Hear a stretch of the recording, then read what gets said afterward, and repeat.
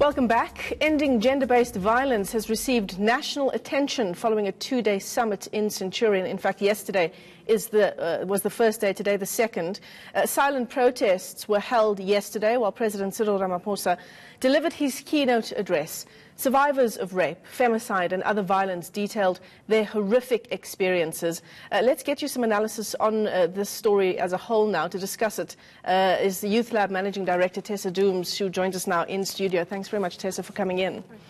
I mean, you were following what was unfolding at the summit yesterday, and so were we. In fact, we were live for a large part of the summit, and a large part of the harrowing stories that were coming out from rape survivors, among other people. What's your take on just what unfolded yesterday? I think what yesterday was, it was a culmination, I think, of the last 2 years or so of public discourse about the realities of gender-based violence. I think we've, as a country, been talking about gender-based violence in very abstract terms. When we've spoken about women's rights and women's empowerment, gender-based violence has kind of been a side issue that we've dealt with. And I think since the time of Karabo Mokwena's killing, the Men Are Trash movement on Twitter, and now culminating in the total shutdown movement, there's just been a need for the country to take seriously that this is a lived experience.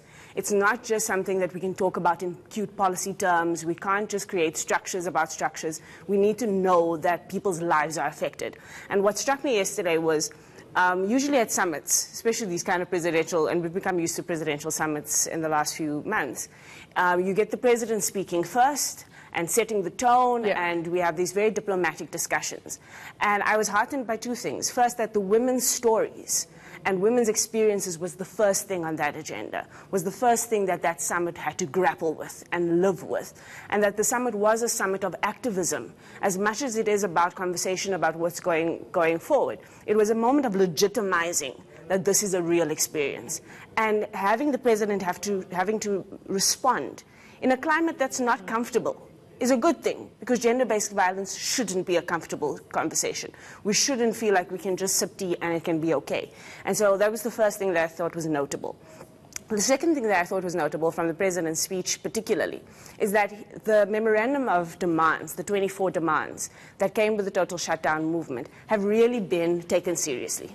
And you could hear it reflected in the president's remarks that somebody has taken time, and he has taken time to reflect on those demands. And I think it's a tribute to the total shutdown movement that they were so clear about demands in a conversation that could be kind of, you know, everywhere. They were clear.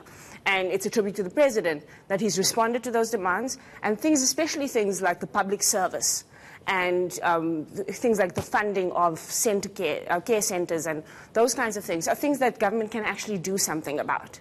Perhaps there were missing parts, but I think the parts that are government-centric are the parts that are on that list of demands, and it's a good thing that government's having to think hard about the way in which its structures reflects directly on people's lives. Yeah, absolutely. I mean, there's one thing that sort of seems to be trending on Twitter in relation to the summit, and that's that video that focuses on the face of the President and the Speaker of Parliament as one woman is telling her story as a survivor of gender-based violence. And I mean, he was traumatized, and I feel like what the summit has brought to the fore is that perhaps as a society we are traumatized. 100%. You know, something we need to think about our leaders and people who are in government at the moment is that many of them have been in government since the start of our democracy, or if not in government, in places of high authority, where their day-to-day lives may be very removed from ordinary South Africans, and where they may not interface with the struggles of what it means to particularly be young, black, and South African. And a woman. And a woman. Absolutely, and a woman. I often say that young black women face the triple challenge of marginalization. They're not just young and thought of as low status in society. They're not just part of a young black generation that's economically disempowered. They're also women that have even the physical challenges of having men who are more powerful than them physically in their private spaces that can dominate them. That is that's a lot to bear when you're trying to navigate a world and succeed. and the people who are supposed to be leading you in your country don't understand your experience. So this is an important moment. You can't deal with it in the way you deal with anything else, because we're trying to make the private experiences, the private troubles of people into a public issue that deserves a public solution. I mean, Tessa, some wild promises and sort of pledges being made by the President yesterday. Some of the things that he said, for example, we want to get to a stage where we have eradicated violence against women and children. And yes, of course, we want to get to that stage. What happens in the interim? So maybe also a reflection on the 24 demands. I think that the 24 demands focus a lot on kind of policy interventions. Policy interventions, though, are not going to be the thing that changes the gender-based violence landscape of the country. That's going to have to be a combination of, yes, policy, but also economic and social changes. And who drives those and how those are driven is going to be the way we eradicate it.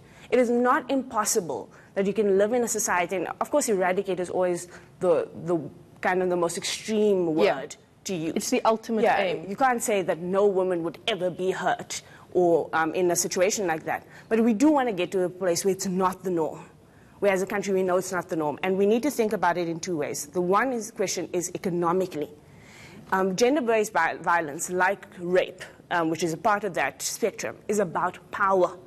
And economic power is one of the places that we are contesting power in society, and one of the main places. And women are disempowered in that in a big way, but also black men are disempowered in that in a big way.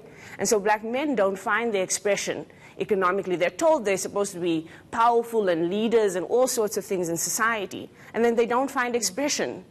And then the place where they go and seek out that power is the default place where they know they can win. You know I can win in this battle because I'm physically stronger. And so that becomes the default place they go and exercise their power. And for black women, it's a matter of, if I don't have economic access, I am at the mercy of someone else. And that kind of economic situation can't be left. And then the second question is the question about how do we define gender and gender roles in our society. And it's becoming a more and more complex terrain. But until we say the way we define masculinity is toxic because this is what it is, we can't overcome it. And before we get to even speaking about the fact that what it means to be a woman in South Africa is more complicated than we think it is. Everyone thinks women are empowered, but often they're living dual roles and dual lives, empowered in the street but disempowered in the home. So we have to have real conversations about the social fabric of our gender identities. Yeah, absolutely. Tessa, I wish we had another hour or so to unpack these issues. Thanks very much for coming into studio. Tessa Dooms is a Managing Director at the Youth Lab, just discussing the various issues that we are facing as women in South Africa, and that's, of course, as that very first national conversation around gender-based violence continues today, and it is, of course, the second and final day.